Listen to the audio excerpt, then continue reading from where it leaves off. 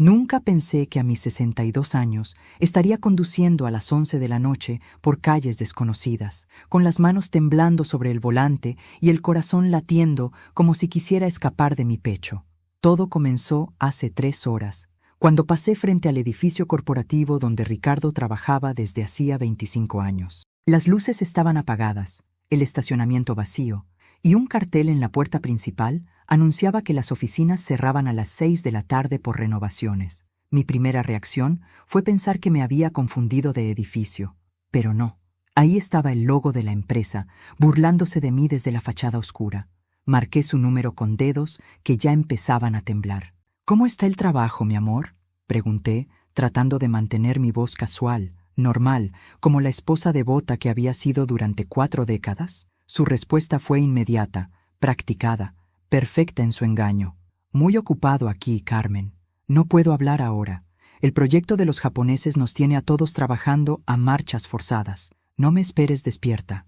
Y entonces los escuché. Gemidos suaves, risas ahogadas, el inconfundible sonido de la intimidad que creía conocer tan bien. Mi estómago se revolvió, pero mi mente, esa parte de mí que había dormido durante años, despertó con una claridad aterradora. La aplicación del GPS familiar que yo misma había insistido en instalar después de que Ricardo tuviera un pequeño accidente el año pasado, ahora se convertía en mi guía hacia la verdad. El punto azul que representaba su Mercedes plateado parpadeaba en un vecindario residencial a 40 minutos de nuestra casa, en una zona de la ciudad que nunca habíamos visitado juntos. Cada kilómetro que recorría sentía como si estuviera despegando capas de mi propia piel, revelando algo crudo y doloroso debajo. Antes de continuar, quería saber si ya te suscribiste al canal y también si te gustó el video. Esto me ayuda a ver que me apoyas y te gustan mis historias. Ahora continuemos. El vecindario era hermoso, demasiado hermoso. Casas con jardines perfectamente cuidados, farolas antiguas que bañaban las aceras con luz dorada. El tipo de lugar donde las familias felices vivían sus vidas perfectas. El Mercedes de Ricardo estaba estacionado frente a una casa amarilla de 2 pisos, con macetas de geranios en las ventanas y un columpio de madera en el porche. Había luz en las ventanas del segundo piso, sombras moviéndose detrás de cortinas de encaje que parecían sacadas de una revista de decoración. Me quedé sentada en mi coche, a 3 casas de distancia, observando. Mi mente intentaba procesar lo que veía, pero era como tratar de armar un rompecabezas con piezas que no encajaban. Esta no era la casa de ningún colega que yo conociera. No era un hotel, no era un departamento anónimo donde se consuman aventuras clandestinas. Era un hogar, con un buzón que tenía pintados unos girasoles y un felpudo que decía «Bienvenidos». Entonces la vi, una mujer, no joven como había temido, sino de unos 40 y tantos años, asomándose a la ventana del segundo piso.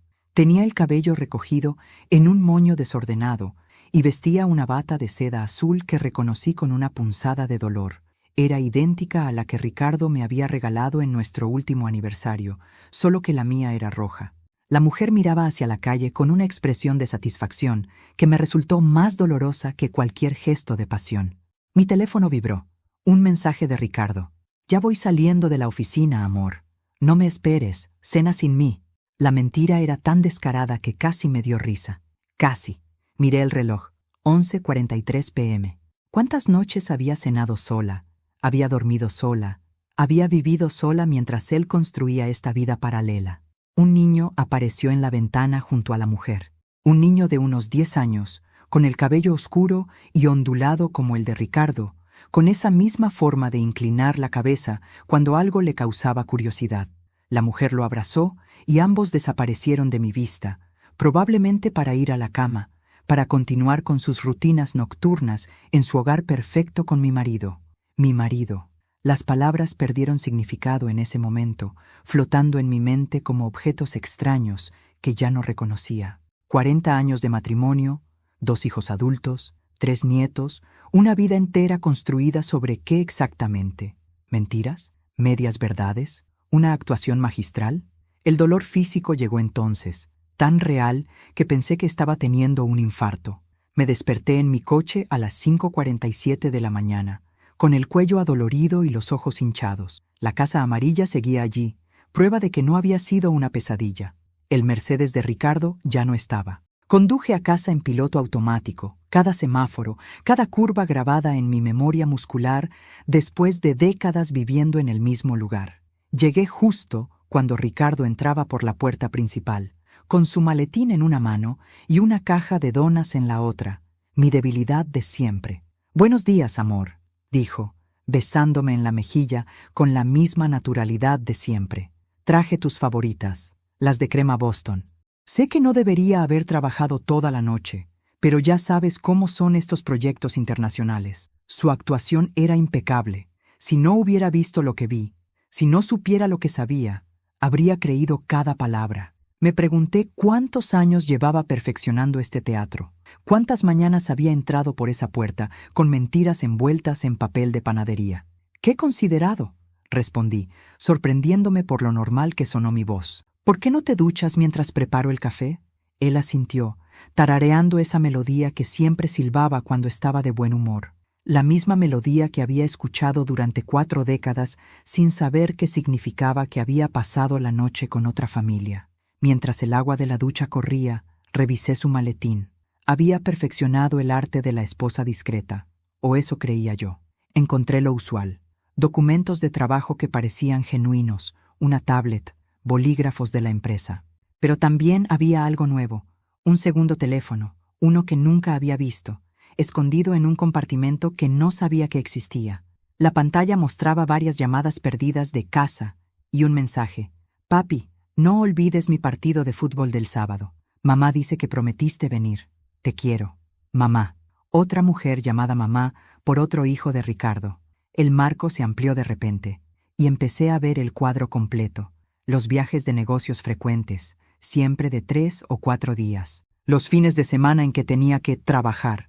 Las llamadas que recibía y contestaba en el jardín, lejos de mis oídos. Las compras con tarjetas de crédito que nunca llegaban a casa.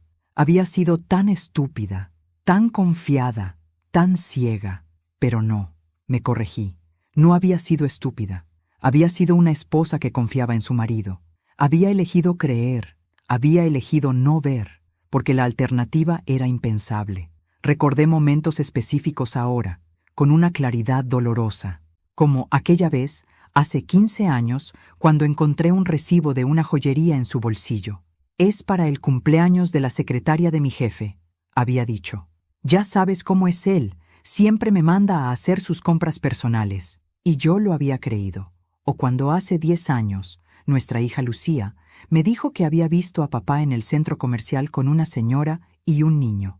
«Debe ser la hermana de algún colega», había respondido yo, restándole importancia. «Papá siempre está ayudando a la gente». Lucía tenía 15 años entonces. El niño en la ventana anoche tendría unos 10 años. La matemática era cruel en su precisión. Escuché que Ricardo cerraba la llave de la ducha. Guardé todo en su lugar, cada objeto exactamente como lo había encontrado. Había aprendido mucho sobre el engaño en las últimas horas. Cuando salió del baño, con el cabello húmedo y esa colonia que yo misma le compraba religiosamente cada Navidad, ya tenía el café servido y las donas en un plato. «¿Dormiste bien?», me preguntó, mordiendo su dona mientras leía las noticias en su iPad. «Como siempre», mentí, descubriendo que las palabras falsas salían más fácil de lo que había imaginado. «¿Y tú? ¿Pudiste descansar algo en la oficina?». «Dormí un par de horas en el sofá de la sala de juntas», respondió sin levantar la vista. Johnson roncaba como un oso en la oficina de al lado. Johnson. Recordé que Johnson, su supuesto compañero de proyectos nocturnos, se había jubilado hace 6 meses. Lo habíamos celebrado en una cena, donde Ricardo dio un discurso conmovedor sobre el trabajo en equipo y la lealtad. La ironía me dio náuseas. «Carmen, ¿estás bien? Te veo pálida», dijo Ricardo, tocándome la frente con una preocupación que parecía genuina. Esperé 3 días antes de volver. 3 días en los que perfeccioné mi propia actuación, sonriendo en los momentos correctos, respondiendo a sus mentiras con la credulidad esperada, haciendo el amor con él una noche mientras imaginaba a la otra mujer en mi lugar. Ricardo no sospechó nada. Después de todo, yo había sido predecible durante 40 años. Carmen, la esposa devota. Carmen, la madre perfecta. Carmen, la tonta. Esta vez fui preparada. Me vestí con ropa que no me pondría normalmente. Jeans y una sudadera con capucha que había comprado en efectivo, gafas de sol grandes, mi cabello recogido bajo una gorra de béisbol. Parecía otra persona, y tal vez lo era. La Carmen de antes había muerto en ese coche hace 3 noches. Llegué a la Casa Amarilla a las 2 de la tarde, cuando Ricardo estaba definitivamente en la oficina, la real esta vez. Había verificado llamando a su extensión directa. El vecindario estaba tranquilo, solo el sonido ocasional de un perro ladrando o un jardinero trabajando. Me estacioné en la misma calle, pero esta vez más cerca. Necesitaba ver, necesitaba entender. La mujer salió a las 2:30 y mi corazón casi se detiene. No por ella, sino por lo que llevaba. Un bebé en un canguro frontal. Un bebé que no tendría más de 6 meses. Las matemáticas de la traición se volvieron más complejas. No era solo el niño de 10 años entonces. Ricardo había estado construyendo esta familia durante... ¿cuánto tiempo? La seguí a pie cuando comenzó a caminar por el vecindario. Mantenía una distancia prudente, fingiendo mirar mi teléfono cuando ella se detenía. La vi entrar a una cafetería local, uno de esos lugares acogedores con mesas en la acera y plantas colgantes. Me senté en una mesa alejada, ordenando un café que no tenía intención de tomar. Ella se reunió con otras 2 mujeres, ambas con bebés. Las escuché hablar sobre cosas mundanas, pañales, noches sin dormir, el agotamiento de la maternidad. Y entonces, una de ellas dijo algo que me heló la sangre. Teresa, eres tan afortunada de que Miguel esté tan involucrado. No todos los maridos son tan dedicados, Miguel. Mi Ricardo era Miguel en esta vida. Teresa rió, ajustando al bebé en sus brazos. Sí, aunque con sus horarios de trabajo es complicado. A veces tiene que viajar por negocios 3 o 4 días, pero siempre compensa cuando vuelve. Es un padre maravilloso. Los viajes de negocios. Esos 3 o 4 días eran cuando volvía a mí, a su otra vida, a sus otros hijos ya adultos. Éramos turnos en su elaborado calendario de engaños. Me pregunté si tenía una hoja de cálculo en alguna parte, coordinando sus mentiras, asegurándose de no mezclar nombres, fechas, historias. ¿Y cómo está Miguelito con el nuevo bebé?, preguntó otra mujer. Celoso al principio, respondió Teresa, pero Miguel, mi esposo, ha sido increíble manejando la situación. Le compró una bicicleta nueva y pasan las tardes de los sábados juntos mientras yo descanso con la bebé. Las tardes de los sábados, los seminarios de trabajo sabatinos que Ricardo nunca se perdía. Otra pieza del rompecabezas encajando con precisión nauseabunda. Me levanté para irme, pero entonces Teresa sacó su teléfono para mostrar fotos. No pude evitar mirar cuando pasé por su lado. Ahí estaba Ricardo, mi Ricardo, en una foto familiar en la playa, bronceado, sonriente, cargando al niño en sus hombros, mientras Teresa, embarazada en la foto, sonreía a su lado. Reconocí el lugar, Cancún, el mismo hotel donde Ricardo había tenido una conferencia médica crucial el año pasado. Salí de la cafetería tambaleándome. En el camino de vuelta a mi coche, pasé por un parque donde había varios niños jugando. Me detuve en seco cuando escuché una voz familiar. ¡Eso es, campeón! ¡Patea más fuerte! Era Ricardo. Mi Ricardo, que se suponía estaba en una reunión con inversionistas japoneses, entrenando a un equipo de fútbol infantil. El niño de la ventana, Miguelito, corría hacia él con una sonrisa que era un espejo de la de su padre. Lo observé durante 20 minutos, este hombre que creía conocer mejor que a mí misma. Lo vi ser el padre que había sido con nuestros hijos cuando eran pequeños, pero con una energía, una presencia que me resultaba dolorosamente familiar y extrañamente ajena al mismo tiempo. No era actuación, era genuino, era un padre amando a su hijo, un hombre en su elemento. ¿Quién era el verdadero Ricardo entonces? ¿El hombre que desayunaba conmigo cada mañana o el que entrenaba fútbol las tardes de miércoles? ¿El que me hacía el amor los domingos por la mañana o el que llevaba a otra familia a la playa? ¿Existía un Ricardo real o solo versiones cuidadosamente elaboradas para cada audiencia? Mi teléfono sonó. Era él. Hola, amor. La reunión terminó temprano. ¿Quieres que pase por algo para la cena? Miré hacia el parque donde seguía gritando instrucciones al equipo. Sería perfecto, querido. Trae vino, el tinto que nos gusta. El Malbec argentino, lo sé. Te amo, Carmen. Yo también, respondí, las palabras ceniza en mi boca. Esa noche, mientras Ricardo dormía a mi lado con la respiración tranquila de quien no tiene culpas, me levanté y fui al baño. Me miré en el espejo durante largo rato, estudiando cada línea, cada marca que el tiempo había dejado en mi rostro. 62 años, 40 de ellos entregados a un hombre que había construido una vida doble, con la precisión de un relojero suizo. Las lágrimas finalmente llegaron, silenciosas al principio, luego en sollozos que tuve que ahogar con una toalla para no despertarlo. No lloraba solo por la traición, sino por la mujer en el espejo. ¿Quién era yo sin él? ¿Quién había sido Carmen antes de convertirse en la señora de Ricardo Valdés? Los recuerdos de mi juventud parecían pertenecer a otra persona, la chica que quería ser pintora, que había ganado una beca para estudiar en París, que había rechazado porque Ricardo la había convencido de que formar una familia era más importante. El arte siempre estará ahí, había dicho él entonces, con esa sonrisa que derretía mis defensas, pero el tiempo para tener hijos no. Y yo lo había creído. Había guardado mis pinceles, había cambiado los lienzos por pañales, las galerías por reuniones de padres de familia. No me arrepentía de mis hijos. Lucía y Roberto eran lo mejor de mi vida. Pero ¿qué había sido de Carmen la artista? ¿Se había disuelto completamente en Carmen la esposa? Al día siguiente, mientras Ricardo estaba en su oficina real, o tal vez en su vida paralela, ya no podía estar segura, subí al ático. Allí, en cajas cubiertas de polvo, encontré mis viejos materiales de arte. Los pinceles estaban rígidos, las pinturas secas, pero los bocetos seguían ahí, testimonio de un talento que había abandonado por amor, o por lo que había creído que era amor.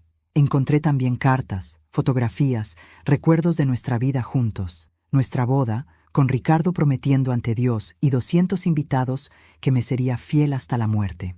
El nacimiento de Lucía, Ricardo llorando mientras cortaba el cordón umbilical, Roberto dando sus primeros pasos, Ricardo grabándolo con esa cámara antigua que tanto le gustaba. Momentos reales, emociones genuinas, o al menos eso había creído. ¿En qué momento había comenzado la mentira? Mi teléfono sonó. Era Lucía. «Mamá, ¿estás bien? Te he notado rara últimamente». Mi hija, siempre tan perceptiva. «Estoy bien, cariño. Solo un poco cansada». «¿Segura? Puedo pasar a visitarte si quieres». Los niños preguntan por la abuela. Los niños, mis nietos, los nietos oficiales de Ricardo. Me pregunté si sabían que tenían un tío y una tía en esa casa amarilla, hermanos que nunca conocerían. La red de mentiras se extendía como una telaraña venenosa, tocando vidas inocentes. «Mejor el domingo», respondí. «Papá estará en casa». Mentira. Los domingos por la tarde, Ricardo tenía golf con clientes. Ahora sabía que probablemente era tiempo familiar en la casa amarilla. Después de colgar, volví a mi investigación. Los estados de cuenta bancarios que había ignorado durante años ahora cobraban sentido. Transferencias regulares a una cuenta que no reconocía, compras en tiendas donde nunca habíamos ido, gastos médicos que no correspondían a ninguna enfermedad nuestra. Ricardo había estado manteniendo 2 hogares, 2 vidas completas, y yo había sido demasiado confiada, demasiado cómoda en mi ignorancia para notarlo. Encontré facturas de colegios privados, de clases de música, de campamentos de verano. Miguelito tocaba el violín, aparentemente. La bebé, cuyo nombre aún no conocía, había nacido en el Hospital San José, el mismo donde habían nacido nuestros hijos. La audacia del engaño era casi admirable en su atrevimiento. Esa tarde hice algo que nunca había hecho. Contraté a un investigador privado, un hombre discreto recomendado por una amiga que había pasado por un divorcio difícil. «Necesito saber todo», le dije. «¿Cuánto tiempo? ¿Cómo empezó? Todo». «¿Estás segura de querer saber todo?», me preguntó, su voz cargada de experiencia en destrozar vidas con verdades. «Sí», respondí, aunque no estaba segura de nada excepto de que no podía seguir viviendo en esta obra de teatro. Ricardo llegó esa noche con flores, lirios blancos, mis favoritos, o los favoritos de la Carmen que él creía que era. Ya no sabía qué me gustaba realmente, qué preferencias eran mías y cuáles había adoptado para complacerlo. «Te ves hermosa», dijo durante la cena, tomando mi mano. El investigador privado, un hombre llamado Martínez con ojos cansados que habían visto demasiados secretos, vino a casa una semana después. Ricardo estaba en uno de sus viajes de negocios, es decir, jugando a la familia feliz en la casa amarilla. Martínez extendió una carpeta sobre mi mesa del comedor. la misma donde habíamos celebrado 40 Navidades, 40 cumpleaños, una vida entera de mentiras. Señora Valdés, lo que voy a mostrarle no es fácil de digerir, advirtió, su voz profesionalmente compasiva. ¿Está segura de querer continuar? Asentí, mis manos temblando mientras abría la carpeta. La primera página era un certificado de matrimonio. Ricardo Miguel Santamaría había contraído matrimonio con Teresa López Ruiz hace 12 años. Matrimonio. No una aventura, no una amante, sino otra esposa. En algún país que permitía la poligamia, tal vez habría sido legal. Aquí era bigamia, un crimen. Pero, esto es ilegal, balbuceé, mi mente tratando de procesar la información. Técnicamente, sí, respondió Martínez. Usó documentos falsos, una identidad alterna que ha mantenido perfectamente durante años. Ricardo Valdés y Miguel Santamaría son la misma persona, pero legalmente existen como dos individuos diferentes. Es un trabajo profesional, señora. Su esposo no es un aficionado en esto. Las siguientes páginas eran peores. Fotografías de la boda de Ricardo y Teresa. Una ceremonia íntima en una playa. Ella en un vestido sencillo de lino blanco. Él con esa sonrisa que yo creía conocer tan bien. Actas de nacimiento. Miguel Jr. Ha nacido hace 11 años, 3 meses después de que Ricardo tuviera una conferencia médica de emergencia en Houston. Sofía Teresa, la bebé, nacida hace 7 meses, cuando Ricardo estaba en un retiro corporativo de liderazgo. Hay más, dijo Martínez pasando a otra sección. Su esposo tiene propiedades a nombre de su identidad alterna. La casa donde vive la otra familia, un departamento en la costa, una cabaña en las montañas. Todo pagado al contado, sin hipotecas que pudieran levantar sospechas. Mi herencia. La herencia de mi madre que había muerto hace 15 años, dejándome una suma considerable que Ricardo había invertido sabiamente para nuestro retiro. Ahora sabía dónde había ido realmente ese dinero. Había financiado su otra vida con el dinero de mi madre muerta. ¿Cómo es posible?, pregunté, mi voz apenas un susurro. ¿Cómo puede alguien vivir así durante tanto tiempo? Martínez se encogió de hombros. He visto casos similares, aunque ninguno tan elaborado. Su esposo maneja 2 empresas, una a cada nombre. La segunda es una consultora que justifica sus ingresos adicionales y sus ausencias. Es brillante, de una manera retorcida. Continué leyendo. Registros escolares de Miguelito, excelente estudiante, capitán del equipo de fútbol juvenil. Informes médicos de Teresa, tratamientos de fertilidad que Ricardo había pagado durante años antes de que pudiera concebir. Habían luchado por tener hijos, igual que nosotros al principio. La ironía era venenosa. Hay algo más que debe saber, dijo Martínez, claramente incómodo. La otra mujer, Teresa, ella no sabe sobre usted. Para ella, su esposo es viudo. La historia que le contó es que su primera esposa, Carmen, murió en un accidente de coche hace 15 años. Estaba muerta. En la narrativa de Ricardo para su otra familia, yo estaba muerta. Había matado metafóricamente a su esposa para poder tener otra. Me pregunté si alguna vez, mientras hacía el amor con Teresa, pensaba en la esposa muerta que dormía en otra casa, en otra vida. ¿Hay algo sobre por qué?, pregunté, necesitando entender la motivación detrás de tanta elaboración. Martínez sacó otra carpeta. Entrevisté discretamente a algunos conocidos de ambos círculos. Al parecer, su esposo conoció a Teresa cuando ella era su fisioterapeuta después de su cirugía de rodilla. La cirugía de rodilla. Recordaba perfectamente esos meses. Ricardo quejándose del dolor, yendo a terapia 3 veces por semana, recuperándose lentamente. Yo había estado ocupada cuidando a mi madre enferma entonces, confiando en que él siguiera su tratamiento solo. Había plantado las semillas de su otra vida mientras yo sostenía la mano de mi madre moribunda. Teresa quedó embarazada poco después, continuó Martínez. Por las fechas, parece que su esposo decidió mantener ambas vidas en lugar de elegir. Tal vez por los hijos, tal vez por las finanzas, tal vez porque podía.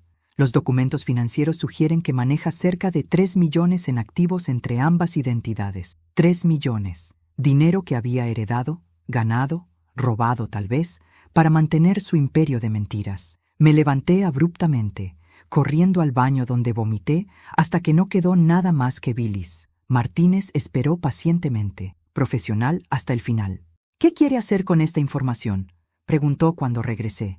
Quería gritar, quemar todo, confrontar a Ricardo con la evidencia de sus crímenes, pero una calma extraña me invadió. Necesito tiempo para pensar. ¿Puede conseguirme más información sobre sus finanzas? Todo. Cada cuenta, cada inversión, cada centavo. Por supuesto. ¿Está considerando un divorcio? Estoy considerando justicia, respondí, sorprendiéndome por la frialdad de mi voz. Pasé los siguientes 3 días en un hotel, diciéndole a Ricardo que visitaba a mi hermana en otra ciudad. Necesitaba espacio para pensar, para planear, para decidir quién sería Carmen después de esto. En la soledad de esa habitación impersonal, con las carpetas de Martínez extendidas sobre la cama como evidencia de un crimen, tomé la decisión que cambiaría todo. No iba a ser una víctima. No iba a llorar en silencio mientras Ricardo continuaba su vida doble. No iba a desaparecer discretamente con un divorcio silencioso que le permitiera mantener su fachada. Iba a destruir sistemáticamente el castillo de naipes que había construido, pero lo haría con la precisión de un cirujano, no con la furia de una esposa despechada. Primero, necesitaba aliados. Llamé a Roberto, mi hijo, que era abogado especializado en derecho corporativo. Hijo, necesito tu ayuda profesional con algo delicado. ¿Puedes venir al Hotel Marriott del centro? Habitación 512. Roberto llegó en 1 hora, preocupado. Mamá, ¿qué pasa? ¿Por qué estás en un hotel? Le mostré todo. Vi su rostro transformarse de confusión a incredulidad, luego a una furia fría que reconocí como propia. Voy a destruirlo, dijo finalmente, su voz letal. Bigamia es un delito federal. Fraude, evasión de impuestos, falsificación de documentos. No, lo interrumpí. No quiero que vaya a la cárcel. Quiero algo peor. Quiero que pierda todo lo que valora, pero que tenga que vivir para verlo. Roberto me miró con nueva admiración.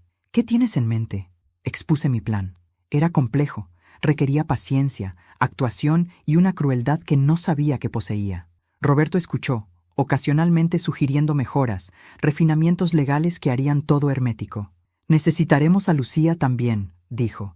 Ella maneja relaciones públicas para esa firma grande. Sabrá cómo manejar el aspecto mediático cuando todo explote. Lucía reaccionó diferente. Lloró durante 1 hora. Luego se enfureció.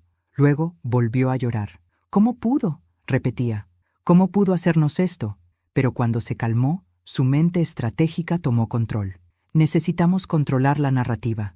Cuando esto salga a la luz, y saldrá, necesitamos que papá sea el villano indiscutible. También necesitaba un aliado inesperado. Llamé a la hermana de Ricardo, Patricia, con quien siempre había tenido buena relación. Patricia escuchó en silencio mientras le contaba todo. Luego suspiró profundamente. Siempre supe que algo no estaba bien, admitió. Los viajes, las excusas, la forma en que a veces se confundía con los detalles. Pensé que era una amante. Nunca imaginé esto. Necesito acceso a la caja fuerte de tu madre, le dije. Patricia era la albacea del testamento de mi suegra. Ricardo guarda documentos importantes allí. Carmen, dijo Patricia después de una pausa, mi madre siempre te quiso más a ti que a él. Decía que eras demasiado buena para Ricardo. Tendrás lo que necesites.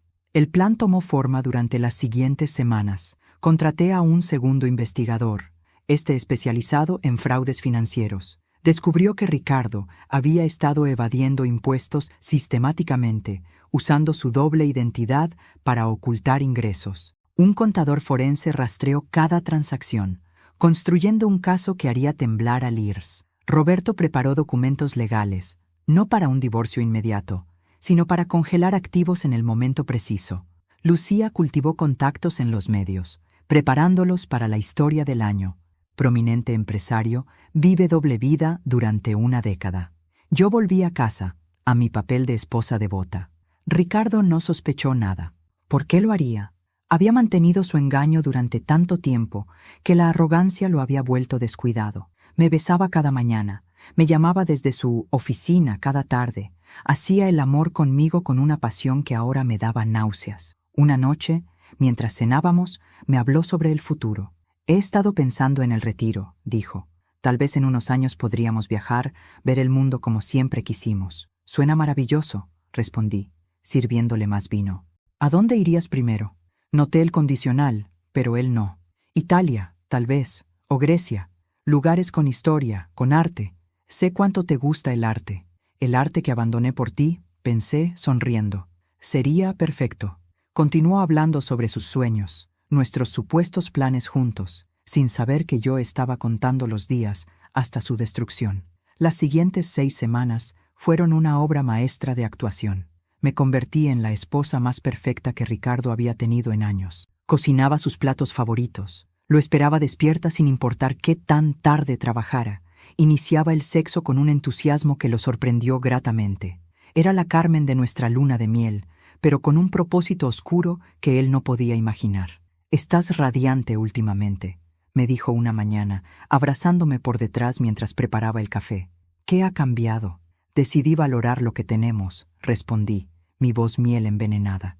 «La vida es corta, ¿no crees?» Mientras tanto, las piezas del plan se movían como un reloj. Roberto había descubierto que la empresa consultora de Ricardo como Miguel Santamaría había ganado varios contratos gubernamentales usando información privilegiada obtenida de su identidad como Ricardo Valdés. Era fraude corporativo a gran escala.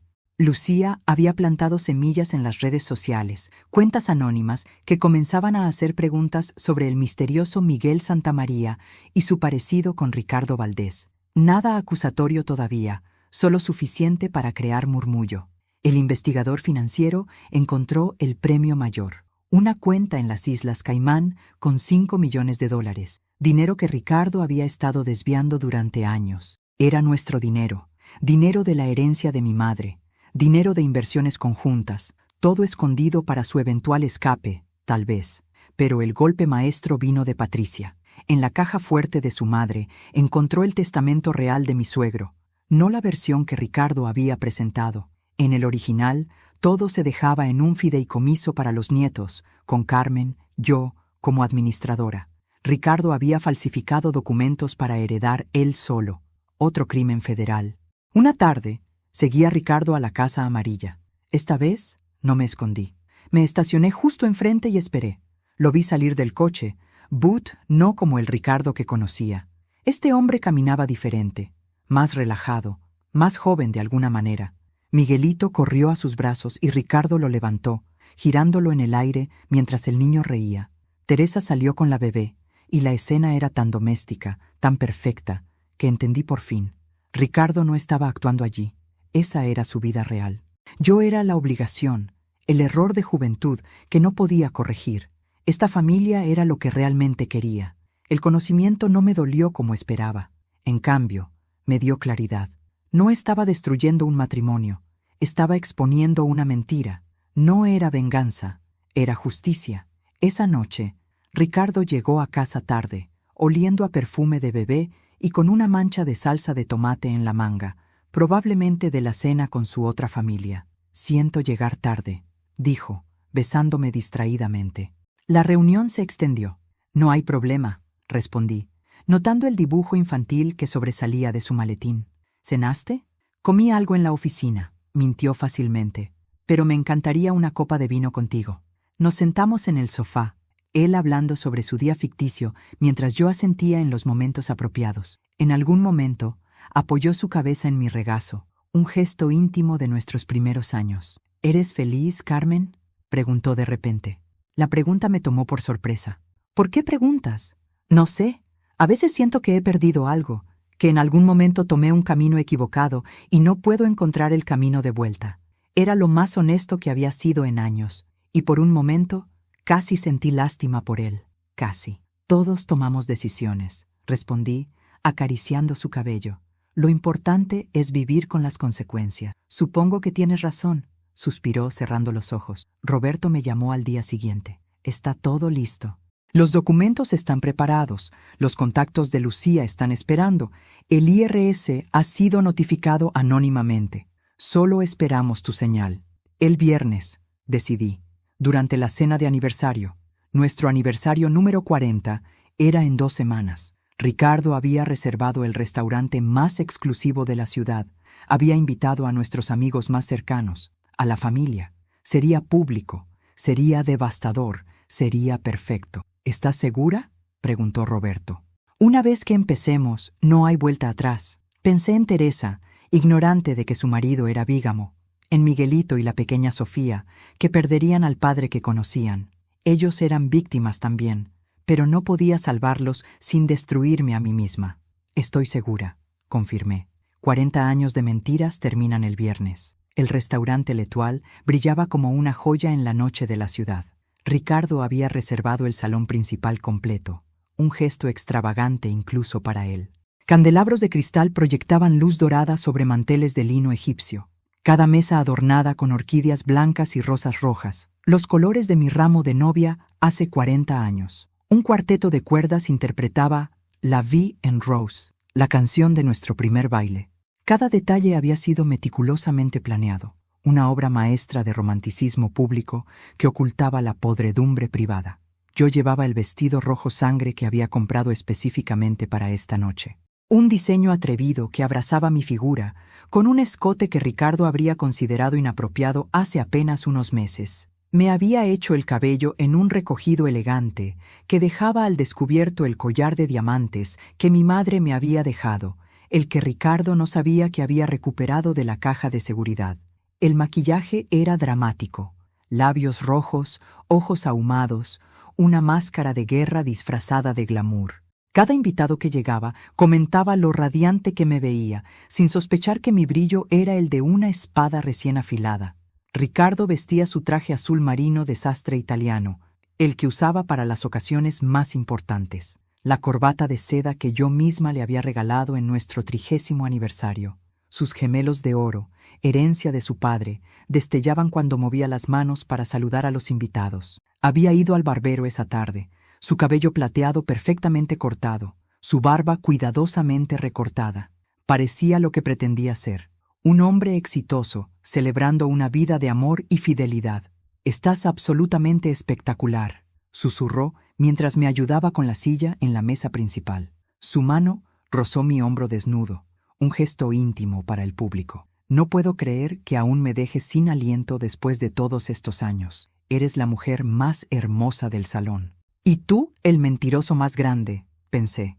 Pero mi sonrisa era perfecta, entrenada en semanas de práctica frente al espejo. «Tú tampoco estás mal, mi amor», respondí, el término de cariño quemando mi lengua como ácido. Los 50 invitados eran una cuidadosa selección de nuestra vida, socios de negocios de Ricardo que necesitaban presenciar su caída, amigos de sociedad que difundirían el escándalo como fuego, familiares que merecían saber la verdad.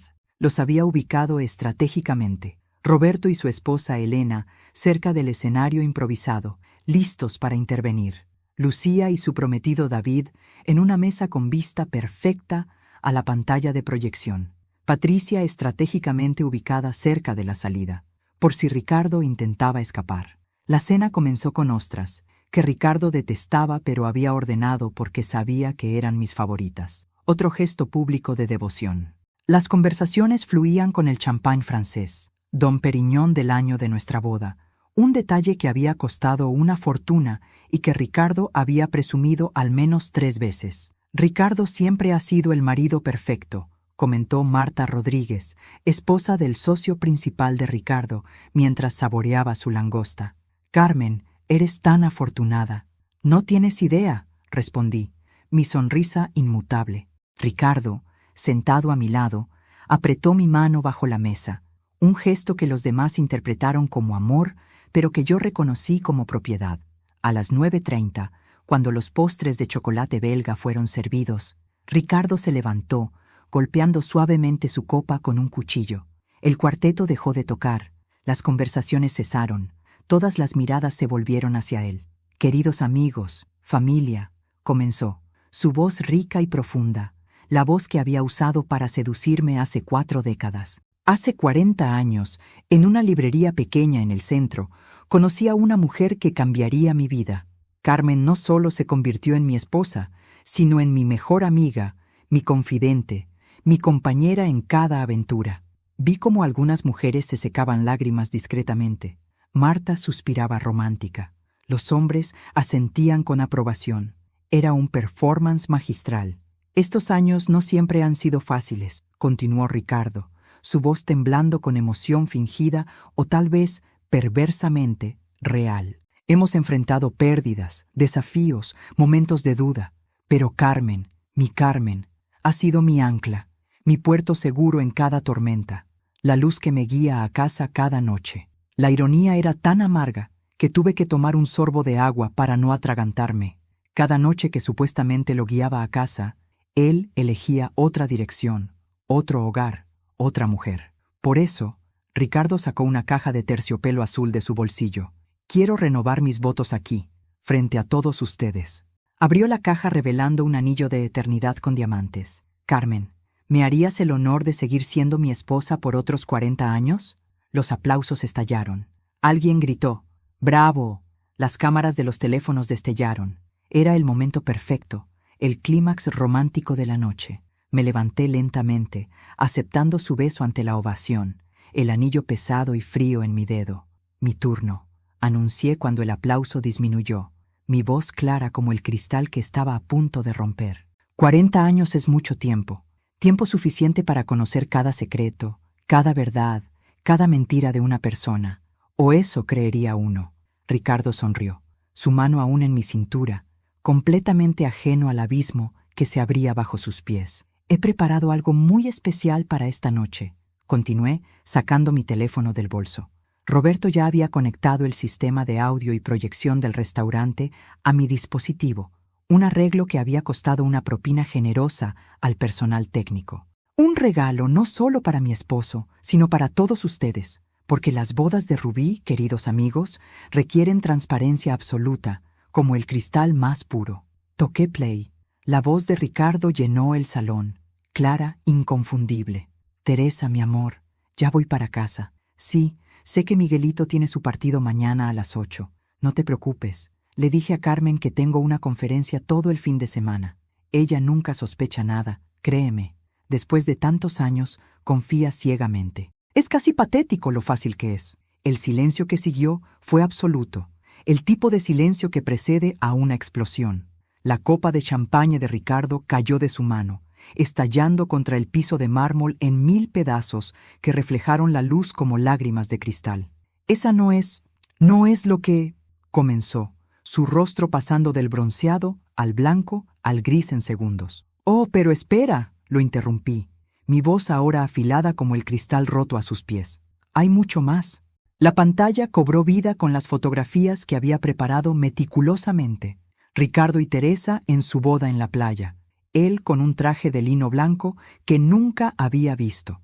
El certificado de nacimiento de Miguel Jr., con Ricardo Miguel Santamaría listado como padre. Fotos familiares navideñas de los últimos 10 años. Ricardo sonriendo con su otra familia frente a un árbol que yo nunca había decorado. La ecografía de Sofía con una dedicatoria. Para el mejor papá del mundo, con amor, Teresa. Los jadeos comenzaron como olas, cada revelación provocando una nueva ronda de shock. Marta Rodríguez se había puesto pálida, su mano cubriendo su boca. El socio de Ricardo, Hernández, miraba las imágenes con una mezcla de horror y furia, probablemente calculando el daño a la reputación de la empresa. Patricia había hundido la cara entre sus manos, sollozando silenciosamente. 40 años, dije, caminando lentamente alrededor de Ricardo, quien permanecía congelado como una estatua. 40 años viviendo con un bígamo, un mentiroso patológico, un criminal. Sí, queridos amigos, criminal. La bigamia es un delito federal con pena de cárcel. Carmen, por favor. Ricardo finalmente encontró su voz, acercándose a mí con las manos extendidas. Podemos hablar de esto en privado. No hagas esto. Roberto se levantó, interponiéndose entre su padre y yo. No te acerques a mi madre. Su voz era letal, controlada. Y antes de que consideres huir, deberías saber que el IRS ya tiene copias de todos tus estados financieros, incluyendo esa cuenta en las Islas Caimán donde escondiste $5 millones. La fiscalía tiene los contratos fraudulentos que firmaste usando tu identidad falsa. Lucía tomó el micrófono que el cuarteto había abandonado. Para nuestros queridos invitados, lamento profundamente que sean testigos de esto, pero después de 40 años de engaño público, consideramos que la verdad también debía ser pública. Mi padre no solo traicionó a mi madre, nos traicionó a todos. Esto es una locura. Ricardo giró, buscando apoyo entre los invitados, pero todos retrocedían como si fuera contagioso. Carlos, Tú me conoces desde hace 20 años. Sabes que yo no... ¿Que no qué? Carlos, su mejor amigo, se levantó, su rostro una máscara de disgusto. ¿Que no eres capaz de esto? Aparentemente no te conozco en absoluto. Saqué el sobre de mi bolso, los documentos de divorcio que Roberto había preparado. Tienes dos opciones, Ricardo. Firmas estos documentos ahora, renuncias a todo reclamo sobre nuestros bienes comunes, o esto va a juicio público y terminas en prisión federal por bigamia, fraude fiscal y falsificación de documentos. Patricia se levantó entonces, su voz temblando pero firme. Ricardo, también deberías saber que encontré el testamento real de papá. El que falsificaste está con las autoridades. Mamá siempre supo que algo no estaba bien contigo. Era el golpe final. Ricardo se desplomó en la silla, el hombre poderoso reducido a escombros. Con manos temblorosas, tomó el bolígrafo que le ofrecí. Mientras firmaba, lágrimas caían sobre los documentos, manchando su nombre, su rendición final. Los acontecimientos posteriores a la cena de aniversario se desenvolvieron como fichas de dominó perfectamente alineadas, cada una derribando la siguiente con precisión devastadora. No dormí esa noche. Me senté en el balcón del departamento del hotel donde me había refugiado, viendo las luces de la ciudad parpadear mientras mi teléfono vibraba incesantemente con llamadas y mensajes que no contestaría. El vestido rojo aún colgaba de mi cuerpo como una armadura de guerra, el maquillaje corrido trazando mapas de dolor en mi rostro. A las 6 a.m., Roberto llegó con café y su laptop. Los documentos del divorcio están procesados. Padre los firmó anoche. Hay testigos. Es irrevocable.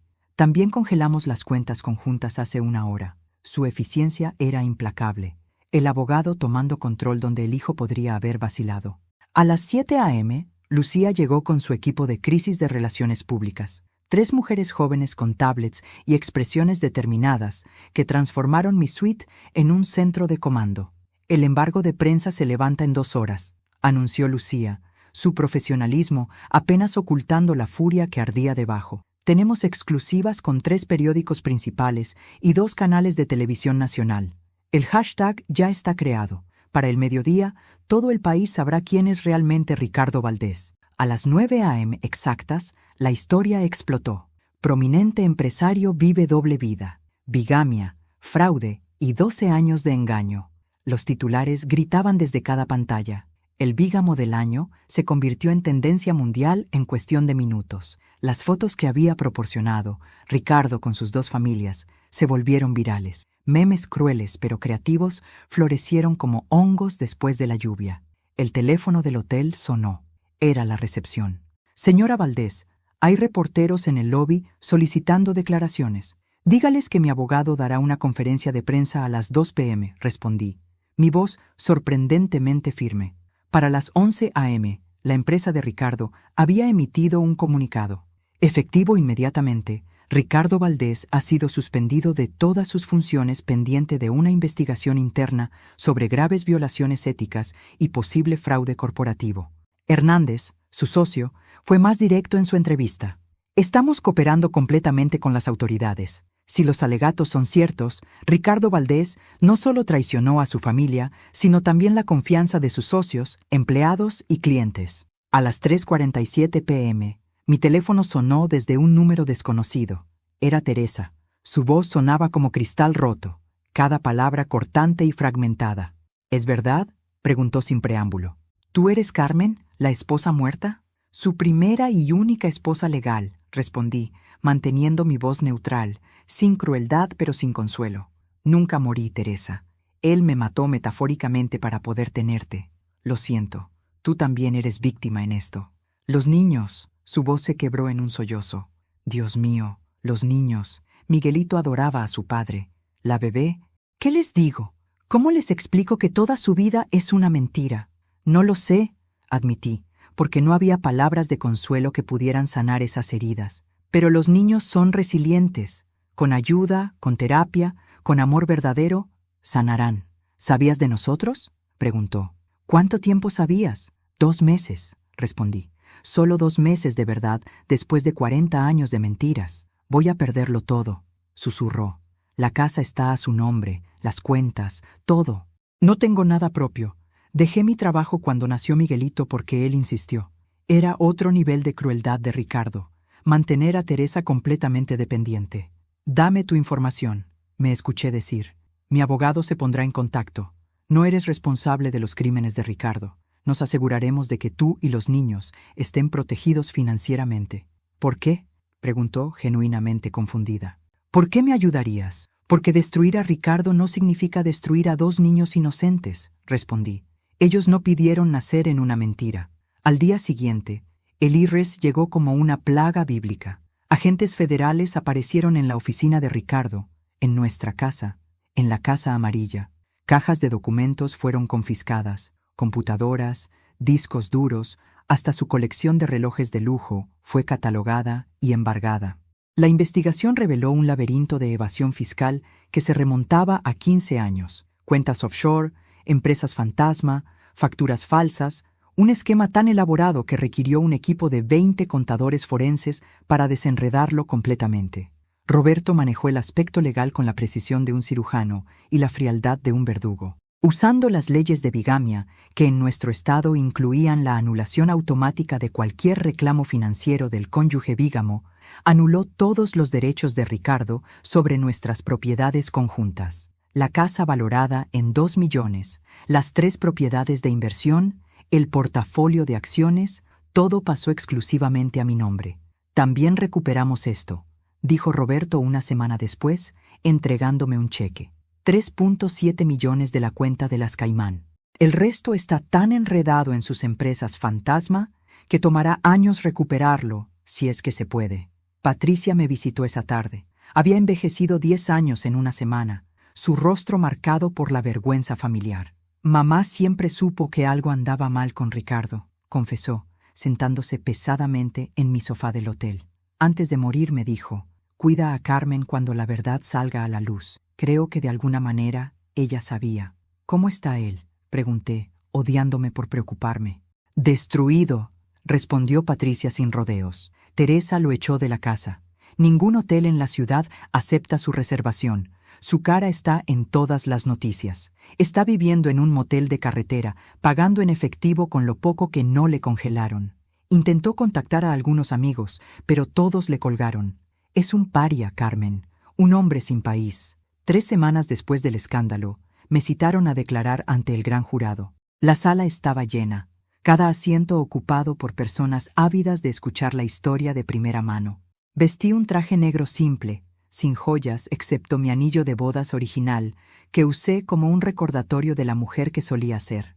Durante 4 horas conté todo, cada mentira, cada descubrimiento, cada pieza de evidencia.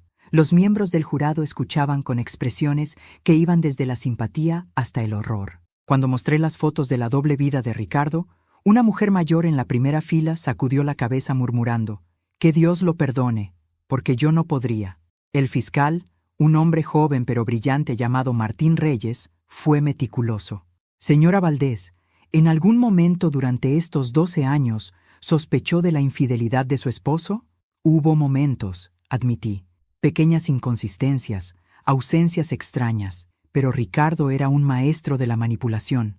Cada vez que me acercaba a la verdad, él creaba una explicación tan elaborada, tan creíble, que me sentía culpable por dudar. ¿Puede dar un ejemplo? Hace 5 años, encontré un recibo de una joyería por un collar de diamantes que nunca recibí. Cuando lo confronté, Ricardo me llevó a la joyería. El gerente, que obviamente había sido aleccionado, explicó que había habido un error, que el collar era para la esposa de un cliente importante de Ricardo, que había pedido ayuda para sorprenderla. Incluso me mostraron el collar devuelto. Por supuesto, ahora sé que simplemente lo compró después para Teresa. ¿Qué sintió cuando descubrió la verdad? Me tomé un momento antes de responder. Al principio, negación. Luego dolor. Un dolor tan profundo que pensé que me partiría en 2. Después vino la ira. No caliente, sino fría, calculada. Y finalmente, determinación. Determinación de que 40 años de mentiras no definirían el resto de mi vida. El veredicto del gran jurado fue unánime. Acusación formal por bigamia, fraude fiscal, falsificación de documentos y conspiración para cometer fraude. Ricardo enfrentaba hasta 20 años de prisión. Un mes después, Ricardo me llamó desde la cárcel del condado donde esperaba juicio. Su voz era irreconocible, rota, envejecida. ¿Por qué, Carmen? ¿Por qué no me diste la oportunidad de explicar en privado? ¿Explicar qué, Ricardo? ¿Cómo caíste accidentalmente en otra vida durante 12 años? ¿Cómo por error te casaste con otra mujer? ¿Cómo sin querer tuviste 2 hijos más? No fue así, Teresa. Ella quedó embarazada.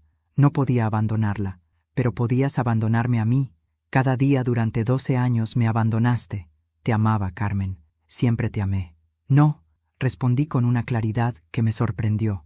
Amabas la idea de mí, la esposa perfecta en tu vida, perfectamente compartimentada, pero nunca me amaste a mí, Carmen, la mujer real con sueños y deseos propios. Me convertiste en un personaje de tu elaborada ficción.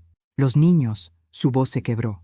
Mis otros hijos, ¿qué será de ellos? Teresa y yo hemos llegado a un acuerdo. Recibirán apoyo financiero de los activos recuperados. No sufrirán económicamente por tus crímenes. ¿Teresa y tú?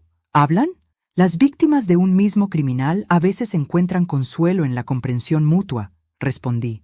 Carmen, por favor, solo quiero... No, Ricardo, no tienes derecho a querer nada de mí. Tuviste 40 años de mi vida. No tendrás ni un segundo más. Colgué. Era la última vez que escucharía su voz. Han pasado 2 años desde aquella cena de aniversario que cambió todo. Esta mañana, mientras preparaba café en mi nueva cocina, con vista a los tejados de la ciudad y el sol entrando por ventanas que elegí yo sola, recibí una notificación en mi teléfono. Ricardo había sido liberado por buena conducta. No sentí nada, ni miedo, ni rabia, ni siquiera curiosidad. El hombre que había sido mi esposo era un extraño ahora, un personaje de una historia que le había sucedido a otra Carmen, una que ya no existía. Mi exposición de arte se inauguró el mes pasado. Retratos de una vida inventada, la titulé. Cada pieza contaba una parte de la historia. La esposa ciega, la mujer despertando, la arquitecta de su propia liberación. La crítica fue extraordinaria, pero más importante, cada pincelada había sido terapia. Cada color una pequeña victoria sobre el pasado. En la inauguración, un hombre se acercó a mí. Era viudo, profesor de literatura jubilado, con ojos amables y una risa genuina. Su trabajo me conmueve, dijo. Hay tanto dolor pero también tanta esperanza. Tomamos café después, luego cenas. No hay prisa, no hay expectativas, solo 2 personas que entienden que la vida puede comenzar de nuevo a cualquier edad. Roberto me llamó ayer. Papá intentó contactarme, dijo. Quiere reunirse con la familia. ¿Y? Pregunté, aunque ya sabía la respuesta. Le dije que su familia éramos nosotros durante 40 años. Él eligió otra. Ahora debe vivir con esa elección. Mi hijo, mi feroz protector. Lucía fue menos diplomática. Simplemente bloqueó su número. Patricia me visita a veces. Me cuenta que Ricardo vive solo en un departamento de un dormitorio, trabaja como contador en una pequeña empresa que no hace verificación de antecedentes. Teresa no permite que vea a los niños hasta que sean mayores y puedan decidir por sí mismos. Es una existencia gris, monótona, honesta por primera vez en su vida. Pero esta historia no es sobre Ricardo. Nunca lo fue realmente. Es sobre Carmen, sobre mí, sobre la mujer que emergió de las cenizas de una vida falsa para construir una verdadera. Ayer encontré mi viejo diario, del tiempo antes de Ricardo. La chica que escribió esas páginas soñaba con París, con pintar en Montmartre, con una vida llena de color y pasión. A los 64 años, finalmente le estoy dando a esa chica lo que merece. El mes que viene, vuelo a París, sola, con mis pinceles y una maleta ligera. No es la beca que rechacé hace 40 años, pero es mi dinero, mi decisión, mi vida. Rentaré un pequeño estudio cerca del Sena, pintaré hasta que me duelan las manos, beberé vino barato con artistas que no saben nada de mi historia. Mientras empaco, encuentro la foto de nuestra boda. Ricardo y yo, jóvenes, radiantes, ignorantes del futuro. No la rompo, no la quemo. Simplemente la guardo en una caja etiquetada ficción, porque eso fue una hermosa, terrible ficción.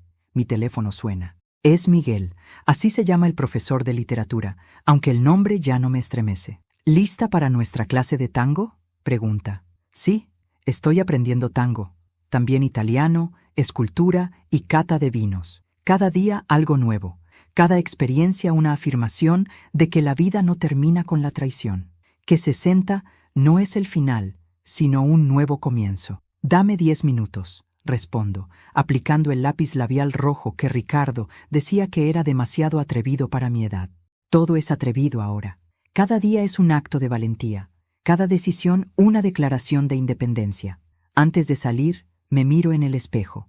La mujer que me devuelve la mirada tiene arrugas que cuentan historias, canas que no oculta, ojos que han visto demasiado pero aún brillan con esperanza.